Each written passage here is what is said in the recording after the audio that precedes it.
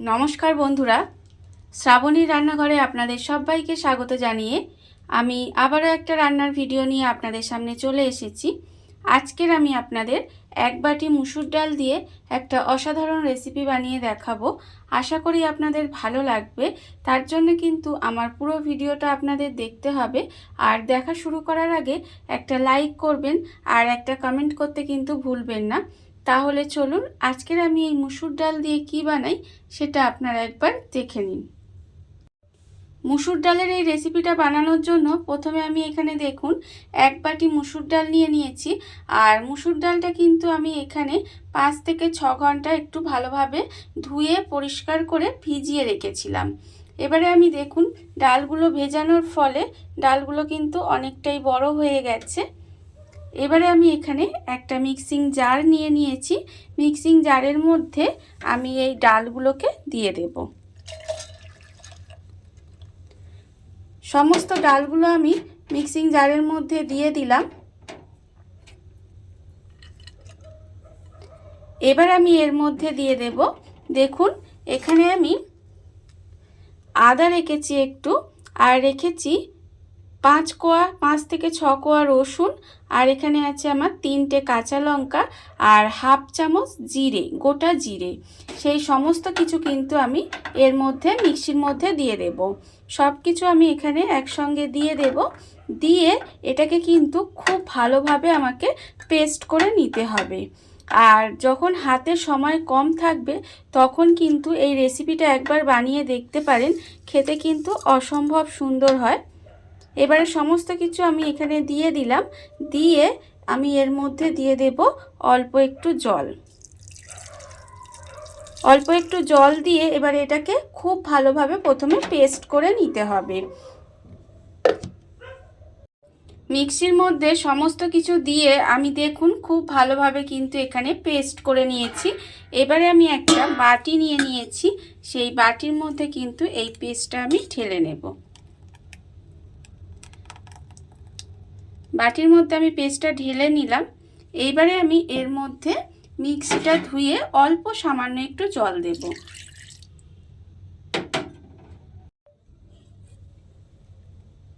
জলটা আমি এখানে দিয়ে দিলাম, অল্প সামান্য একটুই জল দিলাম। দিয়ে এবারে খুব ভালোভাবে একটু মিশিয়ে নেব। এটাকে খুব ভালোভাবে মিশিয়ে নিতে হবে। আর এই সময় আমি এর মধ্যে দিয়ে দেব অল্প সামান্য একটু নুন। নুনটা আমি এখানে অল্প করে আন্দাজ মতো নুন দিলাম। যে যার টেস্ট অনুযায়ী নুনটা দেবেন। নুনটা দিয়ে এবারে খুব ভালোভাবে এটাকে একটু ফেনিয়ে নেব। এইভাবে হাতা দিয়ে বেশ কিছুক্ষণ ধরে এইভাবে ফেনিয়ে নিতে হবে। এই ধরুন 2 থেকে 3 মিনিট মতো একটু সময় নিয়ে এইভাবে একটু ফেনিয়ে নেব। ব্যাটারটা আমি এখানে বেশ ভালোভাবে ফেনিয়ে নিয়েছি দেখুন। আর এর ঘনত্বটা কিন্তু ঠিক এরকম হবে, একেবারে পাতলাও নয় আবার খুব যে ঘন তাও নয়। দেখুন হাতার পিছনে পাতলা একটা লেয়ার পড়েছে, ঠিক এরকম কিন্তু এর ঘনত্বটা হবে। আর এটা আমার রেডি হয়ে গেছে।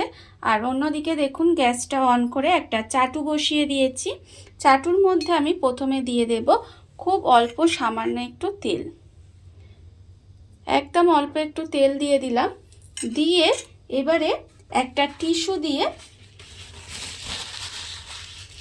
এই তেলটা চাটুর গায়ে খুব ভালোভাবে লাগিয়ে দেব। এইভাবে লাগিয়ে দিলাম। দিয়ে এবারে কিন্তু অল্প একটু জল ছিটে দিয়ে দেব।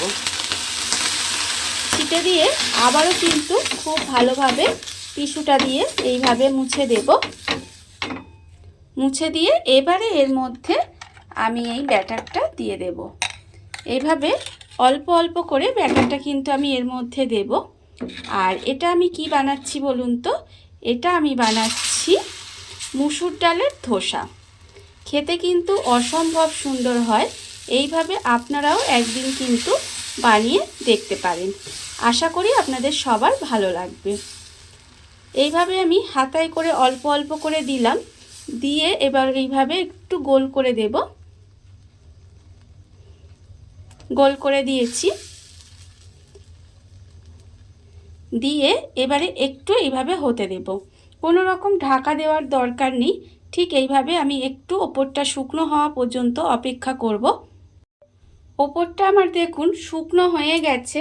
যখন দেখবেন ঠিক ওপরটা এইভাবে শুকনো হয়ে গেছে, তখন কিন্তু আমি এর ওপরে এই সাইড দিয়ে অল্প করে তেল দিয়ে দেব। এখানে কিন্তু আমি সর্ষের তেল ব্যবহার করছি, আপনারা চাইলে কিন্তু এটা সাদা তেলেও করতে পারেন। এইভাবে আমি একটু তেল দিয়ে দিলাম। তেল দিয়ে এবারে খুন্তির সাহায্যে আমি ধোসাগুলোকে কিন্তু এইভাবে ধারগুলো আস্তে আস্তে তুলে নেব। প্রথমে ধারগুলো আস্তে আস্তে এইভাবে তুলে নিতে হবে।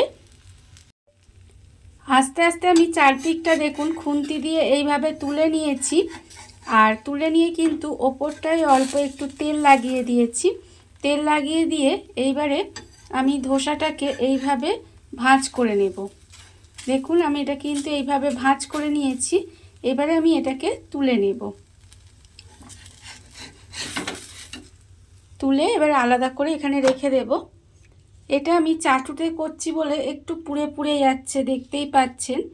আর এটা যদি আপনারা তাওয়াতে করেন তাহলে কিন্তু ধোসাগুলো খুব সুন্দর উঠবে আর খেতেও কিন্তু ভীষণ ভালো লাগবে। এবারে আমি এতে আবারও একটু তেল দিলাম, দিয়ে খুব ভালোভাবে এটা লাগিয়ে নেব। লাগিয়ে নিয়ে আমি কিন্তু আবারও একটু অল্প জলের ছিটা দেব। জলের ছিটা দিয়ে আমি কিন্তু আর একটা টিস্যু দিয়ে এইভাবে খুব ভালোভাবে মুছে দেব। মুছে দিয়ে তারপরে কিন্তু আবারও আমি অল্প অল্প করে এইভাবে ব্যাটার দেব। দিয়ে সমস্ত ধোসাগুলো ঠিক একইভাবে বানিয়ে নিতে হবে। আর আপনারা যদি তাওয়াতে করেন তাহলে কিন্তু এটা আরেকটু পাতলা করতে পারেন। আরেকটু পাতলা করলে কি হবে, এটা কিন্তু খেতে আরও ভালো হবে।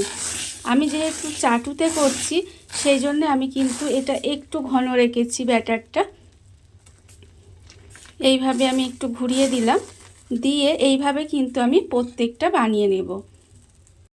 দেখুন বন্ধুরা, বাড়িতে থাকা কত অল্প উপকরণ দিয়ে কত অল্প সময় কত সুন্দর একটা মুসুর ডালের রেসিপি বা মুসুর ডালের ধোসা যাই বলেন না কেন তৈরি হয়ে গেছে, আপনারা দেখতেই পেলেন। আর এই ভিডিওটা যদি আপনাদের ভালো লেগে থাকে, আপনারা যদি ফেসবুক থেকে দেখে থাকেন পেজটি ফলো করে দেওয়ার অনুরোধ রইল। আর যদি ইউটিউব থেকে দেখে থাকেন চ্যানেলটি সাবস্ক্রাইব করে নেওয়ার অনুরোধ রইল। তাহলে চলুন ভিডিওটা আমি এখানেই শেষ করছি। আপনারা সবাই ভালো থাকবেন, সুস্থ থাকবেন। আবারও হাজির হব নতুন কোনো রান্না নিয়ে।